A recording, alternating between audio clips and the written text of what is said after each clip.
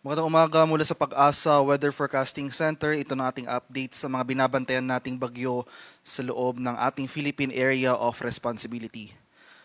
Yung latest location natin para kay Bagyong Pepito as of 4 a.m. today ay dito sa 305 kilometers silangan ng Katarman, Northern Samar. Patuloy pa yung paglakas nito at sa ngayon, as of 4 a.m., may taglay na itong lakas ng hangin na malapit sa gitna na umaabot ng 175 kilometers per hour at pagbugso na umaabot ng 215 kilometers per hour. Patuloy yung paggalaw nito west-northwestward sa bilis sa 25 kilometers per hour. At ito nga si Ophel, isa pa ring tropical storm. Latest location naman natin ay nasa line 240 kilometers northwest ng Itbayat, Batanes. May taglay na lakas ng hangin na malapit sa gitna na umaabot ng 75 kilometers per hour, pagbugso na umaabot ng 90 kilometers per hour. Mabagal itong gumagalaw pa north-northeastward ng mabagal. At sa ngayon, nagdudulot pa rin itong si Ophel ng mga kaulapan at mga kalat-kalat na pag-ulan sa areas ng Batanes at Babuyan Island. Samantala, itong si Bagyong Pepito, makikita natin dito sa ating latest satellite images, itong mga makakapal na kaulapan dito sa periphery ng bagyo ay nagsisimula ng umiral dito sa malaking bahagi ng Kabikulan, pati na rin dito sa ilang areas ng Samar Island. At inasahan nga natin sa patuloy na paglapit ni Pepito, malaking bahagi na ng Luzon, including Metro Manila, makakaranas ng makulimlim na panahon ngayon. Masungkit na panahon na ating inaasahan na silang bahagi ng Luzon and Visayas. At ito yung ating latest track and intensity forecast para kay Bagyong Ophel. So inasahan pa rin natin na magpapatuloy yung pahilagang silangan na paggalaw ng nasabing bagyo at posible itong dumaan or maapektuhan itong southern portion ng Taiwan. And for the remainder of the forecast period, makikita natin patuloy na yung paghina nito. Possible within the next 12 hours, tropical depression na lamang ito. Possible downgrading into a low pressure area bukas or posibleng mas maaga. So habang nasa loob ito ng ating Philippine Area of Responsibility, malulusaw na itong si Bagyong Ophel. At yung mas kailangan nating pagtuunan nga ng pansin ay itong papalapit na Bagyong Pepito. So sa ngayon, tatlo yung ating landfall scenario. So isa-isahin ko po. Pinakauna, itong landfall scenario natin, ito yung most likely scenario, nangangahulugan na ito yung pinaka-inaasahan nating mangyayari sa ngayon. So magpapatuloy yung general northwestward na paggalaw ng nasabing bagyo for the next 3 days. And possible mamayang gabi or bukas sa madaling araw ay magla-landfall itong sentro ng mata ni Bagyong Ophel sa vicinity ng Catanduanes area. At may dalawa pa po tayong scenario, no? So makikita natin dito sa ating track and intensity forecast itong tinatawag nating confidence cone. Nasasakupan pa rin ito ang malaking bahagi ng Eastern Luzon, as well as itong eastern section ng Central and Southern Luzon. So inaasahan natin, may mga senaryo pa tayong tinitignan na ukol para dito sa ating landfall. So yung pangalawa nating landfall scenario, posible pa rin yung landfall dito sa silangang dagat baybayin o yung eastern coast ng Camarines Sur, pwede rin dito sa eastern coast ng Albay, or eastern coast ng Sorsogon, possibly tonight or bukas rin na madaling araw. So hagip po itong areas na ito ng confidence cone.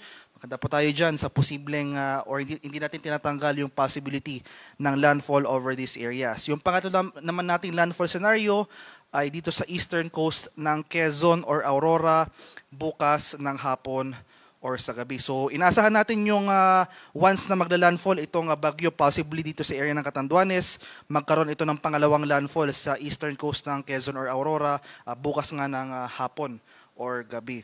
So kailangan natin bigyang pansin, no? So porket hindi pa magla-landfall ang bagyo sa atin, hindi po nangangahulugang hindi natin mararamdaman yung mga malalakas na epekto nito. So hindi lang po isang punto ang bagyo, no?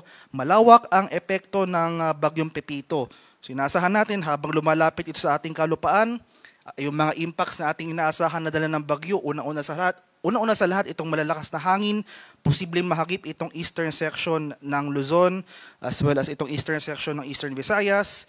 Asahan na rin natin yung malalakas sa pag-ulan, heavy rainfall sa most of Luzon area. At pangatlo, nandyan rin yung posibilidad ng storm surge o yung daluyong ng bagyo, especially sa mga low-lying or coastal areas. At inaasahan nga natin na magpapatuloy, so habang nasa karagatan itong si Bagyong Pepito, magpapatuloy yung paglakas or intensification nito. Possible, mas mag-intensify pa ito into super typhoon category sa mga susunod na oras prior to landfall sa mga areas na nabanggit ko. And after landfall, inaasahan nga natin ang slight weakening or bahagyang paghina ng bagyo, possible by Monday. Humina ito bilang isang severe tropical storm na kung saan nasa labas na ito ng ating Philippine Area of Responsibility. At dahil nga mas lumapit na itong sentro ni Bagyong Pepito sa ating kalupaan, nagtaas tayo ng tropical cyclone wind signal number 3. So as of 5 a.m. today. So may palugit po tayo, no? Warning lead time na 18 hours. So asahan natin itong mga malalakas na hangin sa areas under wind signal number 3. As of 5 a.m. may signal number 3 sa Catanduanes, sa eastern portion ng Albay, sa eastern portion ng Camarines Sur, sa easternmost portion ng Sorsogon at itong northernmost portion ng Eastern Samar. At inaasahan natin, may signal number 2 tayo as of 5 a.m. today dito sa nalalabing bahagi ng Camarines Sur, sa rest of Albay, rest of Sorsogon, dito sa Ticao Island, sa lalawigan ng Camarines Norte, at itong easternmost portion ng mainland Quezon. So kabilang na dyan dito ang Polillo Islands. May signal number 2 rin tayo sa ilang areas ng Visayas, itong northern portion ng Eastern Samar, dito sa northern portion ng Samar at sa nalalabing bahagi ng Northern Samar. At signal number 1 naman, may palugit or warning lead time ng 36 hours. So itong mga areas na ito possible, no? Wala pa tayong nararanasan pagbukso ng hangin.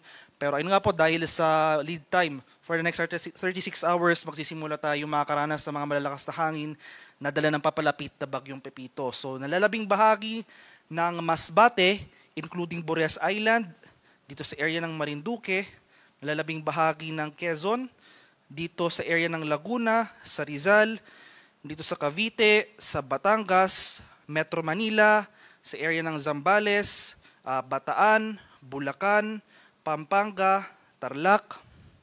May signal number 1 rin dito sa area ng Nueva Ecija, sa Aurora, Nueva Vizcaya, dito sa area ng Quirino, dito sa bahagi ng Isabela, central and southern portions ng Cagayan, Pangasinan, La Union, Ilocos Sur. May signal number 1 rin dito sa area ng Abra, southern portion ng Apayao, Kalinga, Mountain Province, Ifugao, at sa Benguet. Sa areas naman ng Visayas at sa Mindanao, may signal number 1 rin dito sa nalalabing bahagi ng Eastern Samar, nalalabing bahagi ng Samar, dito sa Biliran, northern and central portions ng Leyte, dito sa northeastern portion ng southern Leyte, northernmost portion ng Cebu, including dito sa area ng Bantayan Islands, itong northernmost portion ng Iloilo, at itong northern portion ng Dinagat Island sa bahagi ng Mindanao. Kaya sa mga nabanggit ko pong lugar, especially areas under wind signal number 2 at wind signal number 3, asahan natin na mas makakaranas na tayo ng mga malalakas sa pagbugso ng hangin dahil malapit na nga itong sentro ng mata ni Bagyong Pepito sa ating bansa. Kaya maghanda na tayo, patuloy tayong maghanda sa banta ng mapaminsalang hangin na dala ng papalapit na Bagyong Pepito. In terms naman of heavy rainfall, ay yung mga malalakas sa pag-ulan na dala ng bagyo, as early as today, so lumalakas na yung mga pag-ulan nating inaasahan, intense torrential rains. Ito yung mga areas shaded by red dito sa area ng Catanduanes, heavy to intense rains, areas shaded by orange. So inaasahan natin for today, dito sa area ng Camarines Sur, Northern Samar, at Eastern Samar. Moderate to heavy rains naman, ito yung mga areas shaded by yellow sa mga lalawigan ng Camarines Norte, Albay, Sorsogon, Masbate, sa Samar, Biliran, at sa Leyte. At habang papalapit na nga yung sentro ni Bagyong Pepito dito sa area ng Luzon, so inaasahan natin, mas lalakas pa yung mga pag-ulan sa silangang bahagi ng Luzon area at malaking makikita natin nung malaking bahagi na ng Luzon may kulay. So ibig sabihin po nito, most of Luzon area makakaranas na ng malalakas sa pag-ulan. So bukas, araw ng linggo, ito po yung peak ng pag-ulan natin. At ito yung time period kung saan pinakamalapit yung sentro ni Bagyong Pepito at magsisimula na itong baybayin ang malaking bahagi ng Luzon area. So inaasahan natin, intense torrential rains. Muli, ito po yung areas shaded by red sa lalawigan ng Aurora at sa area ng Quezon. Heavy to intense rains, ito po yung mga areas shaded by orange sa mga lalawigan ng Pangasinan, Nueva Vizcaya, Quirino, Nueva Ecija, Bulacan, at Camarines Norte. Moderate to heavy rains, ito yung mga areas shaded by yellow sa areas or sa mga lalawigan ng Babuyan Islands, mainland Cagayan, Kalinga, Ilocos Sur, Mountain Province, Ifugao, Isabela, La Union, Benguet, Zambales, Tarlac, Pampanga, Bataan, dito sa Metro Manila, Rizal, Cavite, Laguna, Batangas, Marinduque, at Camarines Sur. At pagsapit ng Lunes, so on Monday, nasa na natin, no, nakalabas na ng kalupaan itong sentro ni Bagyong Pepito. So nandito na ito sa West Philippine Sea. So as expected, makakaranas na tayo ng mas mahihinang pag-ulan. Unti-unti nang hihina yung mga pag-ulan nating mararanasan, mababawasan na rin yung mga areas na makakaranas ng pag-ulan. Gayunpaman, inaasahan pa rin natin, magkaroon man tayo ng mahihinang pag-ulan dito sa ilang bahagi ng Luzon dahil nga inaasahan natin itong significant rainfall in the coming days. Possible maging saturated na yung mga lupa dito. So, mataas pa rin yung chance ng mga pagbaha on this area. So, nevertheless, on Monday, moderate to heavy rains ang ating inaasahan sa mga lalawigan ng Ilocos Sur, La Union, Pangasinan, at sa Zambales. Ngayon pa lamang, especially sa mga lugar ko pong nabanggit, yung mga areas shaded by orange as well as yung mga areas shaded by red, intense to torrential rains pong ating inaasahan doon. Heavy to intense rains rin ang ating inaasahan on some of those areas. Maghanda na tayo ngayon pa lang sa mga banta ng pagbaha at pagguho ng lupa dahil inaasahan natin itong mga malalakas sa pag-ulan na dala ng Bagyong Pepito as early as today. Magpapatuloy po yan hanggang bukas. At isa pa ito sa mga impacts na kailangan nating paghandaan na dala ng papalapit na Bagyong Pepito. So itong storm surge o yung daluyong ng bagyo, yung latest issuance po natin ng storm surge warning as of 2 a.m. today. Inaasahan natin ang mahigit 3 metrong taas ng daluyong ng bagyo sa ilang coastal communities ng Quezon Province. So yan ay sa mga bayan ng Calauag, Gumaca, Lopel, Plaridel at sa Quezon. 2.1 to 3 meters naman na taas ng storm surge ang ating inaasahan sa mga coastlines ng Albay, dito sa area ng Aurora, sa bayan ng San Juan, dito sa bahagi ng Batangas, sa area ng sa mga coastlines ng Camarines Norte, Camarines Sur, dito sa Catanduanes, sa Eastern Samar, sa bahagi ng Isabela, Northern Samar, ilang coastlines pa ng Quezon Province, as well as itong area ng Sorsogon. 1 to 2 meters naman ng storm surge height or daluyan ng bagyo ang ating inaasahan sa coastlines ng Bataan, dito sa Batangas, some areas of Bulacan, dito sa area ng Cavite, Ilocos Norte, Ilocos Sur, sa bahagi ng La Union, sa coastlines ng Marinduque, dito sa Masbate, sa Metro Manila, dito sa Pangasinan, Pampanga, sa coastlines of Samar, dito sa Sorsogon, at sa bahagi ng Zambales. Kaya sa mga nabanggit ko pong lugar, especially itong some parts of Quezon Province, no?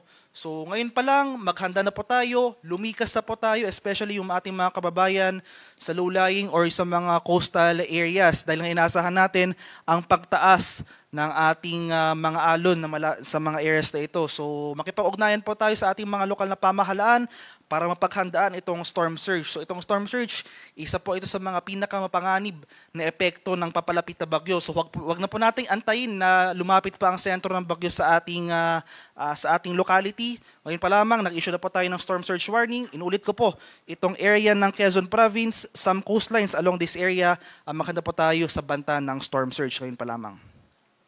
And sa kalagay naman ating karagatan, as of 5 a.m. today, may nakataas na tayong gale warning sa malaking bahagi ng Eastern Southern Luzon as well as Eastern Visayas. So isa-isain ko po, may gale warning tayo sa lalawigan or sa coastlines or coastal areas sa Catanduanes, itong northern and eastern coasts ng Camarines Sur, itong northern coast ng Camarines Norte, may gale warning rin dito sa Northern Samar, eastern coast ng Eastern Samar, eastern coast ng Polillo Islands, sa bahagi ng Albay, Sorsogon, pati na rin dito sa Ticao at Burias Islands. Kaya sa ating mga kababayang mangingisda at may mga maliliit na sasakyang pandagat sa mga areas na ito, huwag po muna tayong pamalaot dahil makakaranas tayo ng maalon hanggang sa napakaalong karagatan na dala ng papalapit na Bagyong Pepito.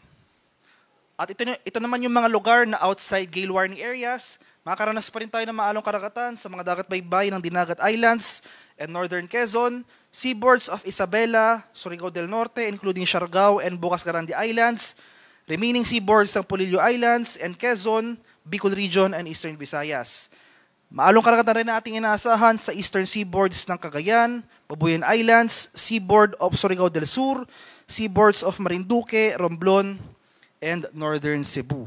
Kaya sa ating mga kababayang maglalayag sa mga areas na ito, iba yung pag-iingat rin sa banta ng maalong karagatan na dala ni Bagyong Pepito. At yung susunod pa nating issuance para kay Bagyong Pepito ay mamayang alas 8 ng umaga, para kay Bagyong Ophel ay mamaya namang alas 11 ng umaga. At yung next press briefing po natin para sa mga bagyong ito ay mamayang 11 a.m. At para sa karagdagang impormasyon tungkol sa ulat panahon, lalong-lalo na sa ating mga heavy rainfall warnings o yung mga rainfall advisories na posibleng i-issue ng ating mga Pag-asa Regional Centers sa ating mga lokalidad, ay i-follow kami sa aming social media accounts at DUST_Pag-asa. At yan lamang po ang latest mula dito sa Pag-asa Weather Forecasting Center. Magandang umaga sa ating lahat. Ako po si Dan Villamin Laguulat.